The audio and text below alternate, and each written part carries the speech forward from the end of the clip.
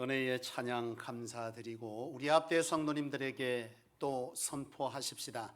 하나님께서 하시면 다 됩니다. 선포하시겠습니다.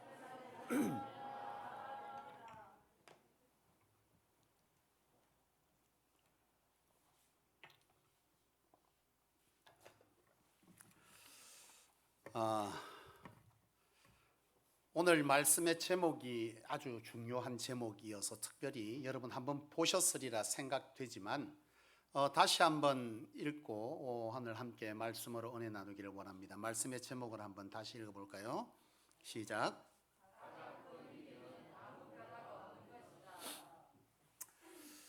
여러분, 사람들은 말이죠, 인생을 살아가면서 그 인생의 시간에 참 아무 일이 없기를 원하고 또 아무 변화가 안 일어났으면 좋겠다라고 생각하면서 사는 사람들을 많이 만나게 됩니다. 무슨 말이냐 하면 우리 인생에 어떤 문제들이 안 일어났으면 좋겠는 거예요. 어떠한 문제들, 위기들이 안 찾아왔으면 좋겠고 또 어떠한 하나님으로부터 어떠한 많은 것들이 주어지지 않았으면 좋겠는 거예요. 왜냐하면 여러분 생각해 보세요. 우리는 가끔 그래요. 하나님 내게 축복하여 주십시오. 재물의 능을 주십시오. 하나님 은사의 능을 주시고 내게 헌신할 힘을 주시고 간근을 주시고 뭐 등등 이런 것들을 구합니다. 근데 여러분 제가 누차 말씀드리지만 모든 받음에는 대가 지불이 있습니다. 그렇죠? 내가 그만큼 받으려고 하면 그만큼 뭐 해야 돼요? 재물로 능을 얻으려면 그 재물을 감당하기 위한 노동의 노력이 필요한 거죠. 예를 들어 요 앞에 지금 김수영 권사님 앉아 계시는데 수연정에서 하나님께서 재물로 복을 줘. 자, 재물 받기를 원해서 기도하실 때 하나님께서 부어준다면 권사님 어떻게 되는 거죠? 그만큼 일해야 합니다. 그렇잖아요. 예? 11,000원 받습니까 지금 권사님? 11,000원 받는 거를 30,000원 받을 수는 없잖아. 11,000원짜리를 팔면서 하나님 50,000원에 팔아도 장사 잘 되게, 이거는 말 안 되는 거죠. 그러면 11,000원을 받아서 하나님 앞에 제물로 복을 받으려면 도대체 하루에 매출 1,000,000원 올리려면 어떻게 해야 되는 거예요? 죽습니다. 그래. 대가 지불해야 됩니다. 가끔 여러분 보시다시피 몸쓰는 분들이 하나님 앞에 제물로 복 받는 거 이거요, 손 멀쩡할 수 없어요. 가끔 TV 보면 달인 나온 사람들 보면 손 멀쩡한 사람이 없어. 수술 3번 했습니다. 2번 했습니다. 권사님 몇 번 하셨어요? 예? 3번 했어요? 이제 달인 될 때 다 됐고. 그만큼 뭐 해야 되는 거예요? 거기에 따른 내 안에 노동과 노력과 시간과 애씀이 있어야 되는 거잖아요. 이거 없이 그냥 잘 되게 해달리 말 안 되는 거예요. 그러니 참 머리가 잘 돌아간 사람은 복도 싫은 거예요. 왜? 힘들어 죽겠거든. 그러니 딱 얼마만큼 하면 좋아요? 내가 쓰기에 불편하지 않을 만큼만 하나님 내게, 그래서 내 삶의 발전이 아닌 그냥 그 자리에 조용히 변화 없이 문제 없이 변화 없이 편안하게 살았으면 좋겠다는 거죠. 여러분, 나는 그런 여러분 안 되기를 원합니다. 가끔 성도님들이 기도 제목을 연초에 내면요, 공통적으로 올라오는 기도 제목들이 있습니다.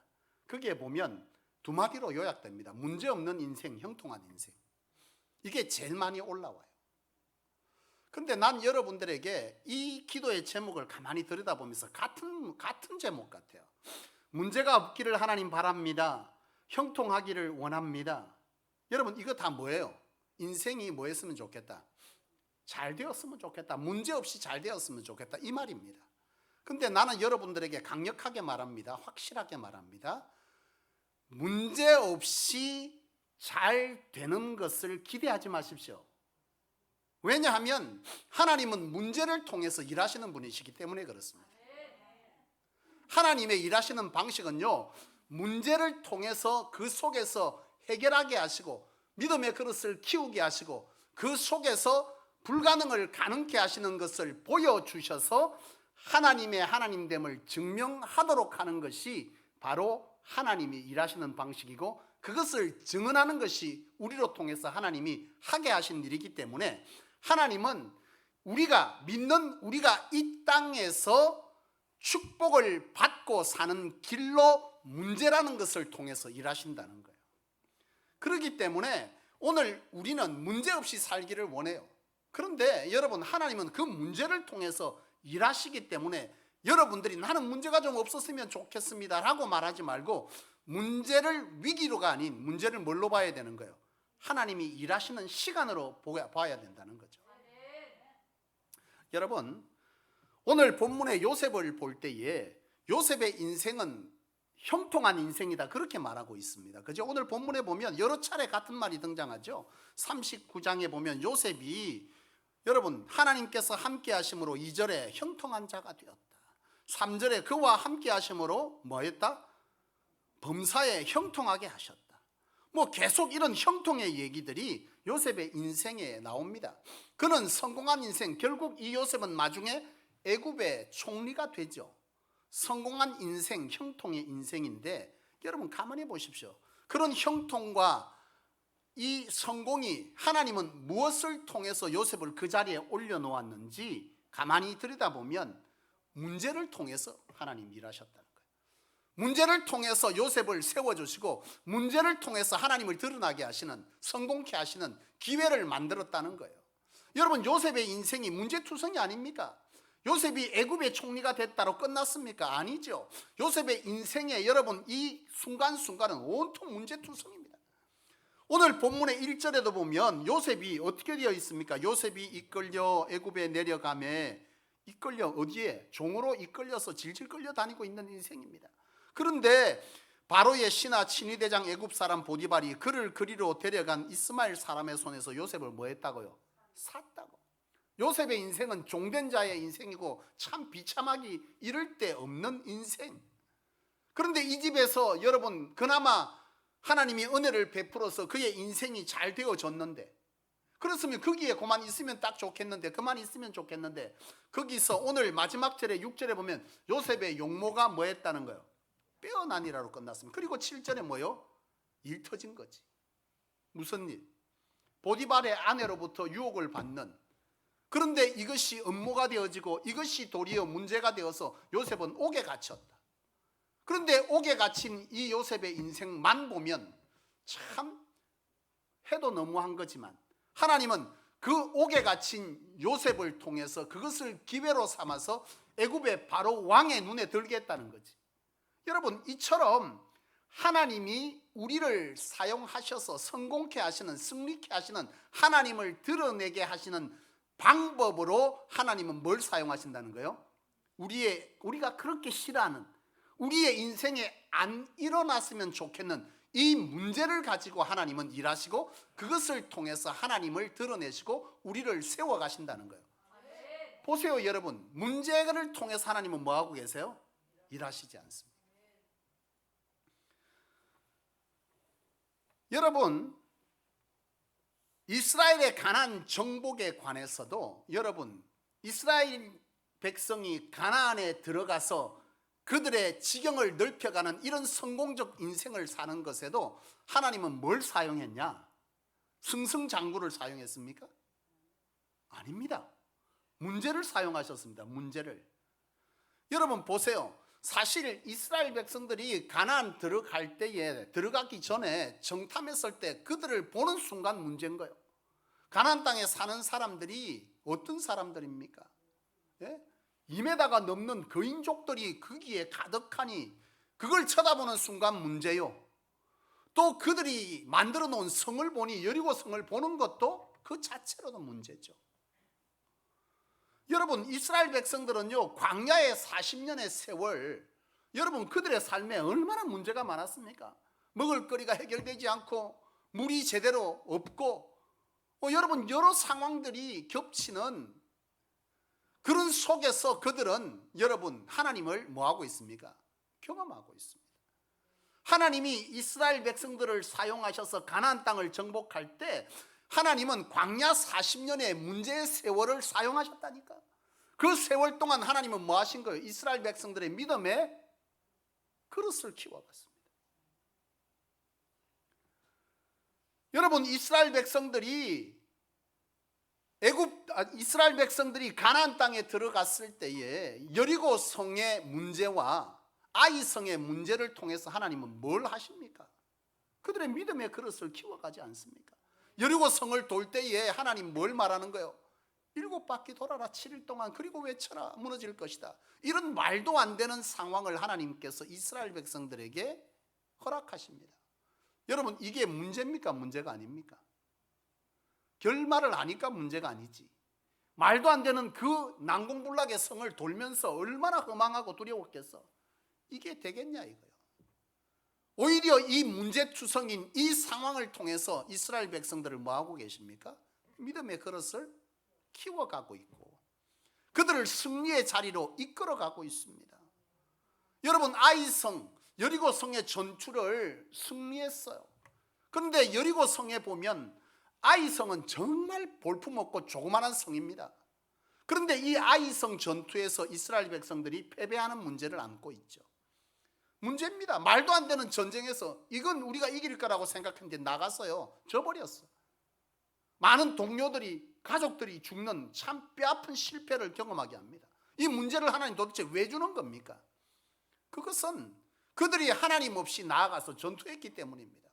하나님은 아이성 실패를 통해서 가르치는 거예요. 너희에게 전쟁은 하나님에 의해서 되는 것이지 너희 힘으로 되는 것이 아니다라고 하는 이런 바른 믿음을 세워주기 위해서, 믿음의 그릇을 넓혀주기 위해서 하나님은 이 아이성의 전투의 실패를 그들 가운데 안겨주더라 이 말이죠.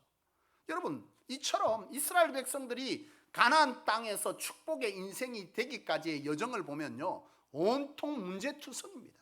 아무 문제 없이 여러분 애굽에서 나와서 뭐 하는 거예요? 광야를 지나서 바로 가나안 땅에 들어간 것이 아니에요. 많은 문제들 속에서 하나님은 뭐 하고 계시는 거예요?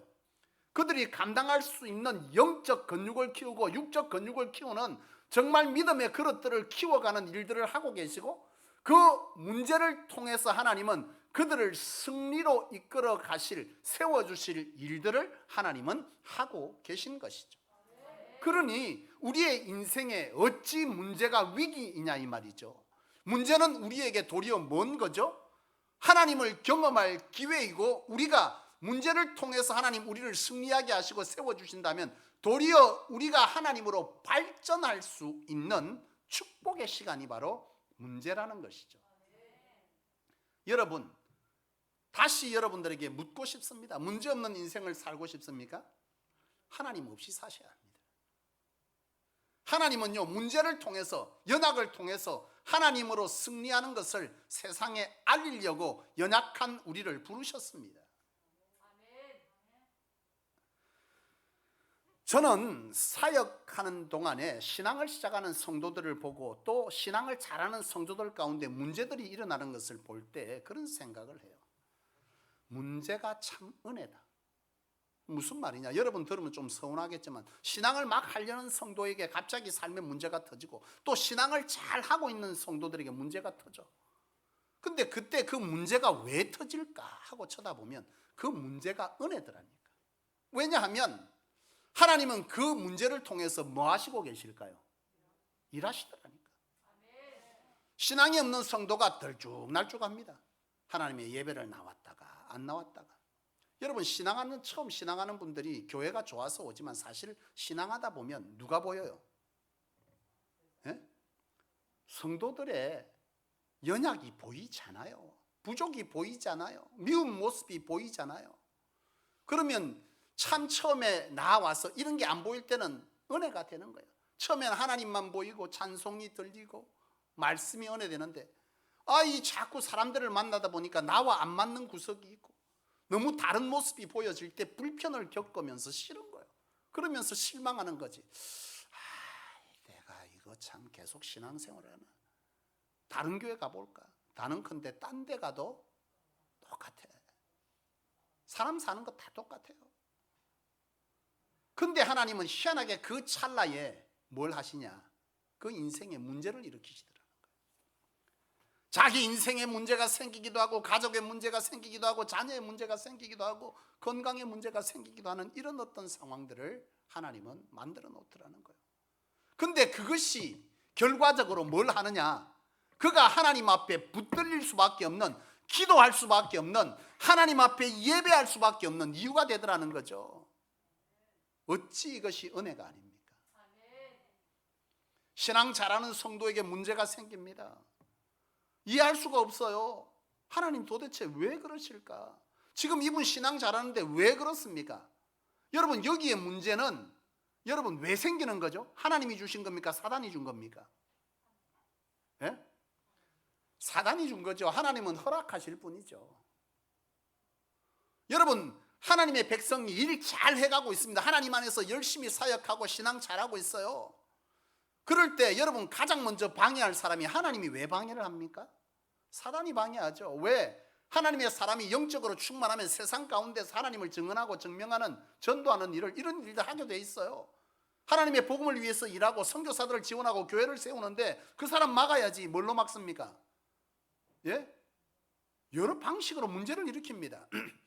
건강을 치기도 하고, 사업을 어렵게 만들기도 하고, 부부간의 관계를 깨뜨리기도 하고, 자녀의 어떤 상황을 어렵게 만들기도 하고, 모함이 있기도 하고, 옆에 이웃들에 대한 항의들이 일어나기도 하고, 여러 권모술수들이 일어나기도 하고 하는 거예요. 여러분, 욥을 보세요. 욥이 잘못해서 그의 인생에 문제가 생겼습니까? 아닙니다. 욥을 신앙 가운데서 떨어뜨리려고 문제를 일으킨 것은 하나님이 아니라 누구였다는 거예요? 사단이죠. 사단이 문제를 줬어요. 사단이 자녀들에게, 그리고 그의 사업체에, 그리고 그의 건강에, 가족 공동체에 문제를 일으켰다. 다만 하나님께서 허락했다. 이게 좀 서운한 거지. 아니, 하나님 열심히 사는 사람, 의인에게 왜 그걸 허락하십니까? 욥기서를 통해서 깨닫게 되는 것은 하나님의 허락하심은 선하시다는 거예요. 나는 성경을 보면서 참 은혜가 되는 게 있어. 우리가 죄를 통해서 우리가 환난을 입기도 합니다. 그죠? 죄 지으면 하나님이 용서하시지만 대가는 뭐 해야 돼? 치러야 됩니다, 여러분. 그래서 죄에 대해서 두려워할 줄 알아야 합니다. 그런데 죄를 통해서 우리의 인생에 문제가 오기도 하고, 이처럼 열심을 잘 하려고 하는데 사단에 의해서도 문제가 일어나기도 합니다. 중요한 사실은 뭐냐면, 죄에 의해서 문제가 생겼던, 사단에 의해서 문제가 생겼던 이 문제를 하나님은 선으로 바꿔놓는다는 거죠. 그 악함을, 그 문제를 통해서 하나님은 여전히 우리를 뭐 하는 거예요? 하나님의 사람으로, 더욱더 믿음의 사람으로 키워가시고, 그 속에서 하나님을 드러낼 수 있는 기회들을 만들어서 우리를 세워가시더라는, 이것이 참 은혜더라는 거죠. 잘못해서 벌 받았으면 그걸로 끝나야 되는데, 그 속에서도 하나님은 우리의 믿음을 키워가시고, 그 속에서도 다시금 돌이킨 그에게 하나님은 뭐 하는 거예요? 하나님을 증명할 상황들을 만들어서 기업고 그 일을 다시 세우시는 이런 일들을 한다는 점에서 하나님은 참 은혜예요, 은혜. 요즘 제가 엄청 많이 부르는 찬양이 있습니다. 모든 것이 은혜, 은혜, 은혜. 요새 우리 성소교회 성빈이가 그렇게 부른다 카대. 뭘 알아 제가. 참 신통합니다. 여러분, 하나님은요, 제가 느끼는 것은 그런 거예요.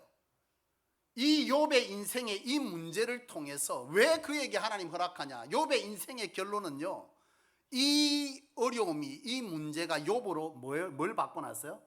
믿음의 크기를, 비전의 크기를 바꿔놨어요. 자기밖에 모르던, 가족밖에 모르던 이 욥이 나중에 뭘 부릅니까? 사람들을 불러서 하나님을 증명합니다. 증언합니다. 여러분, 우리는 종종 그래. 하나님 앞에 축복받기를 원한다. 원하죠? 원하시기를 원합니다. 아까처럼 나는 축복도 싫다 하지 마세요. 그건 불충함인 거예요. 우리가 이 땅에 하나님 앞에 부름받았으면 밥 세 끼 먹으라고 부르지 않았습니다. 누차 말씀드리지만, 하나님은 우리로, 하나님으로 통한 우리의 삶의 영향력이 더욱더 커져가기를 원하시고, 우리가 더욱더 부흥의 큰 도구로 쓰여지기를 원하시고, 그것을 우리가 사모하여 기도하기를 원하고 믿음의 그릇을 넓혀가기를 원하세요. 하나님은 주지 못해 안 달란 분이다. 맞습니까? 나는 그 전에 여러분 하나님이 그릇대로 담아줍니까? 아니면 하나님의 축복을 그릇대로 받습니까? 그릇대로 받는 거죠. 하나님은요 위에서 물 붓듯이 확 쏟아져. 문제는 뭐야? 내 그릇의 크기가 문제인 거지. 넘치도록 부어주는데 간장 종지는 아무리 흘러넘쳐도 그것밖에 못 받는 것이고, 국그릇 크기만한 믿음의 사람은 아무리 하나님이 부어줘도 그 이상을 받을 수가 없고, 항아리만한 믿음의 사람은 항아리만큼 받는 거예요. 하나님이 안 주는 게 아니야. 성경을 보세요. 하나님은 하나님을 위해 일할 자를 찾는다고 하시잖아요. 그 말은 뭐예요? 하나님이 부어주기를 원하시고 하나님이 일하시는 사람으로 쓰기를 원하시는데, 문제는 믿음의 큰 그릇을 가진 자가 적더라는 거지. 없더라는 거지. 오늘 하나님은요 문제를 통해서 우리의 믿음의 그릇을 뭐 하는 거예요? 키워갑니다. 문제를 통해 키워가는 거예요.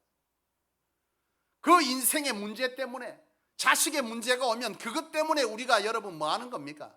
사단은 우리를 시험 들게 하려고 신앙자라는 우리에게, 자녀에게도 문제를 주고 가정에게도 문제를 주고 여러 가지 문제를 주지만, 여러분 믿음 있는 사람은 그것 때문에 사단에서 자빠지나요? 안 자빠지지요. 그럴 때 뭐합니까? 더욱 하나님께 나오기 때문에 하나님께 더욱 붙들리는 인생이 되게 하셔서 하나님은 그로 통해서 믿음의 그릇을 더 넓혀 놓는 거예요. 그 어떤 어려움이 와도, 환난이 와도, 뭘 집적거려도 시선이 하나님에게서 떨어지지 않는 사람.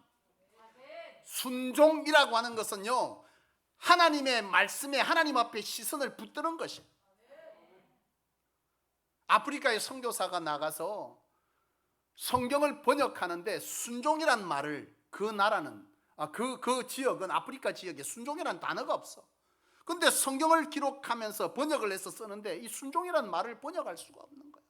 하나님 앞에 끊임없이 기도하면서 있는데, 하루는 부메랑을 있죠 여러분, 이렇게 던지는 거. 이걸 이렇게 던졌더니 돌아오는데 개가 이제 있는 거죠. 강아지에게 던지면 강아지가 도로록 쫓아가서 물고 오고 하는 거예요. 근데 강아지가 이렇게 하면 뭐합니까? 여러분 강아지 키워본 사람 알죠? 이렇게 하면 뭐예요? 전혀 눈을 안 떼고 계속 눈이 쫓아다니는 거예요. 그걸 보면서 깨달은 거예요. 순종은 이런 것이고, 하나님에게서 눈 떼지 않습니다. 그렇게 번역했다 그럽니다. 여러분, 하나님은요 우리의 문제를 통해서, 믿음 있는 자는요 그 어떤 상황 속에서도 하나님에게 시선을 떼지 않는 기회로 삼으시는 것, 믿음의 그릇을 키워가는 것. 믿음의 그릇은 키우지도 아니하고 끊임없이 부어달라고 하는 이 어리석음을 여러분 범치 않기를 원합니다. 하나님은요 문제를 통해서 우리의 믿음의 그릇을 키워가신다. 보십시오 여러분. 사랑하는 여러분, 문제없는 인생이, 변화가 없는 인생이 여러분 얼마나 위험한 줄 아십니까?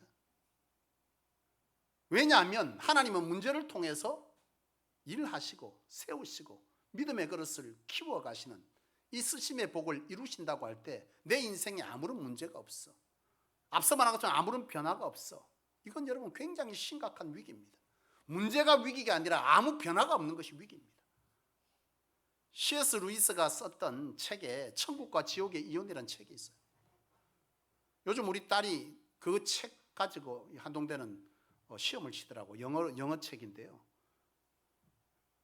그걸로 이제 하는데, 그 책이 보면 C.S. 루이스가 천주교 신자예요.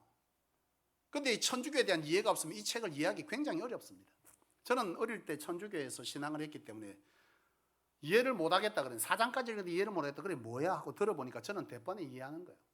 왜냐하면 죽은 자가 어느 한 지역에 머물러 있더라는 거예요. 천국도 지옥도 아닌, 그게 천주교에서는 연옥이라고 말합니다. 개신교는 연옥을 인정하지 않아요. 거기에 머물러 있는데요, 거기에 머물러서 사람들이 대기하고 있는 거예요. 마지막 심판날을 기다리고 있는 것이죠. 여기는 천국도 지옥도 아닌 어떤 지역입니다. 여기서 서로 싸우고 닳고 다 합니다. 세상처럼 영들이 말이죠. 근데 여기에 있는 영 하나가 지옥을 구경하고 온 거예요. 그리고 말하는 겁니다. 내가 지옥을 구경하고 왔는데 그 지역은 회색 도시다. 아무것도 없는 잠잠한, 어떤 일도 일어나지 않는 잠잠한 조용한 고요한 그런 곳이더라. 지옥이 그런 곳이더라를 말하는 걸 안 하는 거 아니에요. C.S. 루이스가 말하려고 하는 건 나는 그렇게 생각합니다. 이 사람이 지옥을 표현하고 천국을 표현하는 것이 뭘 것 같습니까? 아무 일도 일어나지 않는 것, 여기에는 하나님이 없는 거죠. 아무런 일도 일어나지 않는 것. 그래서 그 사람 말한 거, 거기도 살만하더라. 오늘 이 시대 그리스도인들이 아무런 문제도 없고 평안한 것, 변화도 없는 것, 이것도 괜찮다는 거예요. 그렇지 않아요? 괜찮은 거 아니에요? 변화도 없고 아무 문제도 없고 내 먹고 살기에 딱 좋은 이 상황. 하나님이 문제를 통해서 일하신다면 문제없는 아주 고요한 인생, 변화도 없고 발전 없을 때 그냥 여기에 안주하면 딱 좋은 거예요. 힘들지도 않고. 그게 지금 어떤 상태라고 표현하는 겁니까? 지옥의 상태라고 표현하는 것이고. 여러분, 천국과 지옥의 경계선이 무엇입니까? 하나님이 함께 하냐 안 하냐 아닙니까? 하나님이 계신 곳이 하나님 나라, 하나님이 없는 곳이 지옥 아닙니까? 이걸 지금 설명하려고 했다는 깨달음이 따오는 거예요. 여러분 보십시오. 우리에게 위기는 문제가 아니라 아무런 문제가 없는, 아무런 변화가 없는 그 상태가 믿는 자로서는 위기인 거죠. 우리에게 진정한 축복은 문제를 통한 하나님의 일하심입니다. 우리에게는 변화무상하지만 이 상태가 하나님이 함께하는 시간이기 때문에 이것은 우리에게 위기가 아니라 축복인 것이죠. 나는 저와 여러분들이 시선을 좀 바꿀 수 있기를 원해요. 믿는 자와 안 믿는 자의 차이는 시선이 다른 겁니다. 어떤 위기를, 문제를 볼 때에 세상의 관점으로 보면 문제는 뭐예요? 위기. 하나님의 백성의 관점에서 보면 문제는 하나님의 일하시는 시간. 오늘 믿는 자와 우리가 다른 점이 뭐예요? 세상 사람과 똑같이 살고 똑같이 생각하면 우리 믿는 자 아닌 거죠. 하나님의 백성이라 할 수 없습니다. 하나님의 백성은 하나님의 백성으로서의 법을 따라 살 때 하나님의 백성인 것이지. 오늘 이 시대의 교회가 무너지고 하나님이 역사할 수 없는 것은 바로 이처럼 하나님의 백성이 하나님의 법을 멸시하고 세상의 법을 따라 살기 때문에 하나님은 하나님을 못 드러내는 거 아니겠어요? 나는 여러분들이 이 인생의 문제에 관해서 세상의 관점으로 볼 것이 아니라 하나님의 백성이면 하나님의 백성으로의 관점으로 바라볼 수 있기를 원합니다. 나는 여러분들의 기도의 제목이 바뀌기를 원하고, 문제를 만날 때 여러분 위기라고 보면 달아날 일, 도망갈 일, 불평할 일, 신앙에서 벗어날 일밖에 없어요. 그러나 하나님의 백성의 관점에서 볼 때 문제가 하나님이 일하시는 시간이라면 도망가고 시험 드는 것이 아니라 도리어 기대하게 되는 것이고, 오히려 하나님 앞에 나아가서 문제를 해결할 것을 찾게 될 것이고, 열정을 회복해서 하나님을 증언할 열심의 자리에 들어가게 되지 않겠습니까? 나는 여러분들의 관점이 바뀌어야 되는 거예요. 우리 성소교회 세례자 교육이 이번에 굉장히 완전히 탈바꿈을 했습니다. 지금까지 세례자 양육하고 완전 다른 세례자 양육을 하고 있어요. 뭘 하냐? 세례자 양육 교재를 공부시키는 것이 아니라 정말 거듭남이 뭐냐, 그리스도인이 뭐냐를 가르칩니다. 그리스도인은 여러분 관점이 바뀌는 겁니다. 관이 바뀌는 거예요. 세계관이 바뀌고 가정관이 바뀌고 노동관이 바뀌고 재물관이 바뀌는, 이 관이 바뀌는 거. 이 말은 뭐예요? 바라보는 관점이 달라져야만 된다는 거예요. 생각이 바뀌어 행동이 바뀌지. 관점이 세상 사람과 똑같으면 그 관점으로 살아가기 마련 아니겠어요? 세례를 받고 하나님의 백성이 되는 건 관점이 바뀌어져야 돼. 가치가 바뀌어지는 겁니다. 여러분, 말씀을 마치기를 원합니다. 하나님 없는 평탄한, 아무 일도 없는, 아무 변화도 발전도 없는 그곳은요, 지옥입니다. 하나님이 없는 거예요. 그것이 어쩌면 여러분들의 인생에도 편할 수도 있겠으나 하나님은 경험할 수 없을 것입니다. 하나님이 우리를 부르신 것은 문제 속에서 하나님을 경험하고 우리를 세워가시고 하나님을 증언하기 위해서임을 기억하셔서 오늘 우리 사랑하는 성도님들께서 문제를 위기로 보지 말고 무슨 시간으로 보자? 하나님의 일하심의 시간으로 보자는 것입니다. 우리 모든 성도가 그런 성도님 되실 수 있기를 주의 이름으로 축원합니다.